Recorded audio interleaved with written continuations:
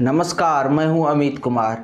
आज जो भारत में विपक्ष की राजनीति है उसमें नीतीश कुमार का चेहरा और नीतीश कुमार की जो नाम की बहुत चर्चा हो रही है और नीतीश कुमार से जुड़ा कोई भी घटना है वो जो है आज विपक्ष के लिए बहुत मायने रखता है। आज जीतन राम मांझी के पार्टी हम और उनके बेटे जो है संतोष सुमन जो नीतीश कैबिनेट में जो है मंत्री थे, जब उन्होंने मंत्री पद से इस्तीफा दे दिया और जीतन राम मांझी की पार्टी ने नीतीश कुमार के महागठबंधन से अपना रास्ता अलग कर लिया, तो बताया ये जा रहा है कि ये नीतीश कुमार के लिए राजनीति के लिए बहुत ही नुकसानदायक है, खास करके 2024 के लोकसभा चुनाव के मद्देनजर। साथ ही साथ ये एक ऐसी घटना घटी है कि जो है अब जो 23 जून को विपक्षी पार्टियों की बैठक होने वाली है पटना में, जिसमें उसमें भी अब जो नीतीश कुमार की जो एक बात करने की राजनीतिक रूप से जो क्षमता है, उनकी बातों की जो असर है ना, उनकी बातों का जो प्रभाव है ना, वो अब कम हो जाएगा। लेकिन दूसरी तरफ बताया जा रहा है कि ये बीजेपी के लिए जो है बहुत ही अच्छी खबर है। जो बीजेपी देश के तमाम राज्यों में तो अच्छी थी, लेकिन बिहार जैसे राज्यों में बीजेपी की स्थिति ठीक नहीं थी। इन राज्यों में अब बीजेपी ने ऐसा दांव चलाया और ऐसा परिस्थिति बन गया है कि इन राज्यों की राजनीतिक समीकरण भी अब बीजेपी के लिए अच्छी हो गई है और बीजेपी इन राज्यों में भी अब मजबूत हो गए हैं।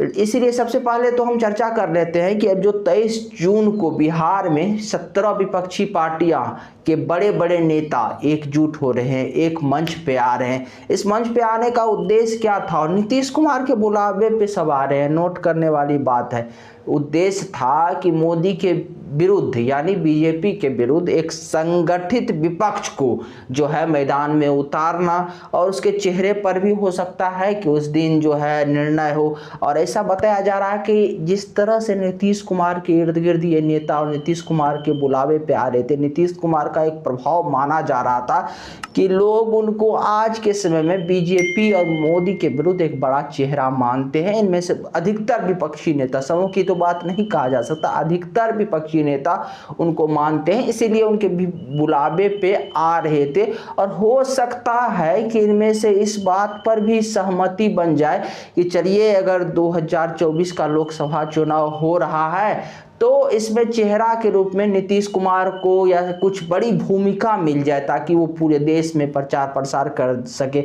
जैसे कि सोचिए ना, 2014 के लोकसभा चुनाव से पहले जो है जब नरेंद्र मोदी गुजरात के मुख्यमंत्री थे, तो उस समय जो बीजेपी का जो पूरे देश में प्रचार करने का जो अध्यक्ष था, प्रचार का जो अध्यक्ष था, उसको जो है नरेंद्र मोदी को बना दिया गया था। उसके बाद उनके जो है प्रधानमंत्री पद के चेहरा के रूप में उनका नाम घोषित किया गया था। तो ऐसी लोगों को उम्मीद थी कि जो बड़ी जिम्मेवारी नीतीश कुमार को मिल जाए। लेकिन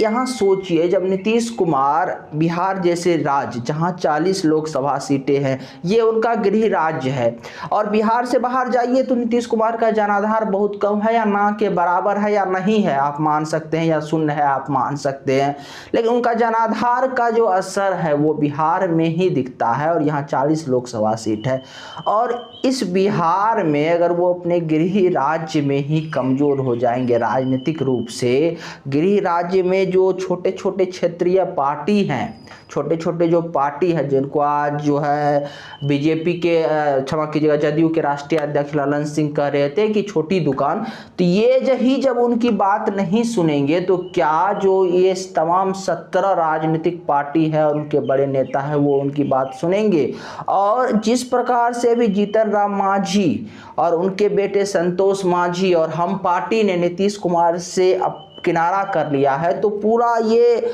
बताया तो ये जा रहा है कि अब वो बीजेपी की तरफ जाएंगे। तो जब वो बीजेपी की तरफ जाएंगे और नीतीश कुमार जो अब, और ऐसे समय पे ये घटना हुआ है जब 23 जून को अचानक जो है विपक्षी पार्टियों का बैठक होने वाला है और अचानक ये घटना हो गया, यानी उससे एक सप्ताह पहले जो है इस प्रकार की घटना हो गया। तो जब ये सारे पार्टी आएंगे, आज नीतीश कुमार के साथ जो भी घटना होती है ना वो पूरे देश में मैसेज जाता है। तो कहीं ना कहीं इन पार्टी के के मन में और इन नेताओं के मन में एक संशय उत्पन्न नहीं होगा कि देखिए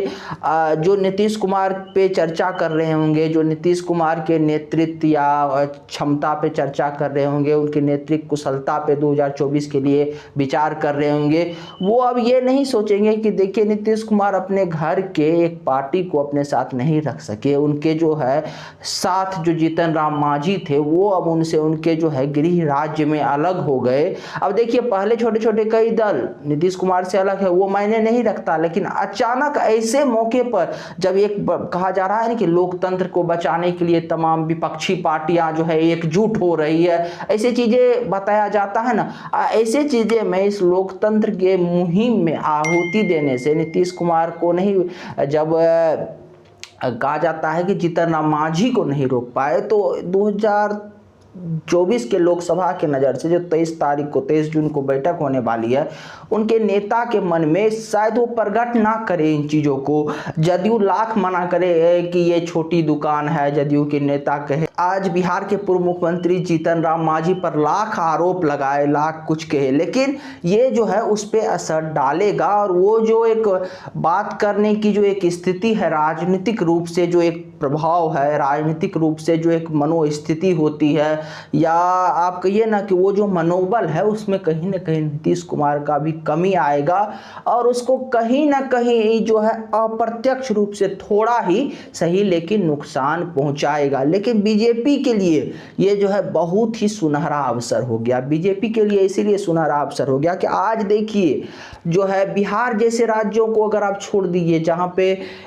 जो है एक कहा जाता है ना कि जाति आधारित जो वोटर का जो मिजाज होता है, जब चुनाव आता है तो वो जाति देखकर वोट करते हैं, जाति देख के मतदान करते हैं। तो ऐसे राज्य जहाँ पे 40 लोकसभा सीट है, इसको अगर आप छोड़ दीजिए तो बाकी यूपी देख लीजिए, बाकी जो है आप एमपी देख लीजिए, इन तमाम राज्यों में बीजेपी की स्थिति अच्छी है। या बगल में झारखंड भी देख लीजिए तो बीजेपी विपक्ष के तौर पर एक बड़ा मजबूत चेहरा है। बंगाल में ममता बनर्जी के सामने देख लीजिए, ममता बनर्जी के टीएमसी के सामने जो है विपक्ष के तौर पर बीजेपी ही एकमात्र मजबूत चेहरा है। तो सोचिए कि ऐसे स्थिति में बिहार जो है, खास करके हिंदी पट्टी में देख लीजिए तो बिहार जहां 40 लोकसभा सीटें हैं, ये बीजेपी के लिए थोड़ा सिरदर्द बना हुआ था कि यहां वो किस प्रकार से 24 में अच्छा प्रदर्शन करे और कम से कम उनकी एक ये होगी कि जिस प्रकार से वो पिछले 2 लोकसभा चुनाव में अच्छी प्रदर्शन की, ठीक इसी प्रकार से कम जो है 30 के आसपास वो यहां से सीटें जीते इस बार भी। और ये 30 सीटें 2024 के लोकसभा चुनाव के लिए बहुत मायने रखेगा। लेकिन अब यही बिहार में जो नीतीश कुमार, जो पहले महागठबंधन और नीतीश कुमार मजबूत नजर आ रहे थे, अब बीजेपी मजबूत नजर आ रही है। बीजेपी क्यों मजबूत नजर आ रही है कि अब उनका तो अपना एक बीजेपी का वोटर है ही, लेकिन जीतन राम मांझी के साथ चिराग पासवान, उपेंद्र कुशवाहा और मुकेश सहनी का भी अभी कुछ कहा नहीं जा सकता। तो ये तमाम नेता, और खास करके यहाँ पे आप चिराग पासवान और जीतन राम मांझी को देखिए तो ये जो बिहार के राजनीति में है ना, दलित के बड़े नेता माने जाते हैं, दलित समाज से आने वाले बड़े नेता माने जाते हैं और इनके पास जो है पूरे बिहार के जो वोट बैंक है उनको ये प्रभावित करते हैं, पूरे बिहार के वोटर को प्रभावित करते हैं। इसीलिए ये जब आप बीजेपी के साथ प्लस हो जाएंगे तो बीजेपी जो है बिहार में बहुत मजबूत हो जाएगी। क्योंकि अभी जो आप देखिए तो जदयू या महागठबंधन में आपको अब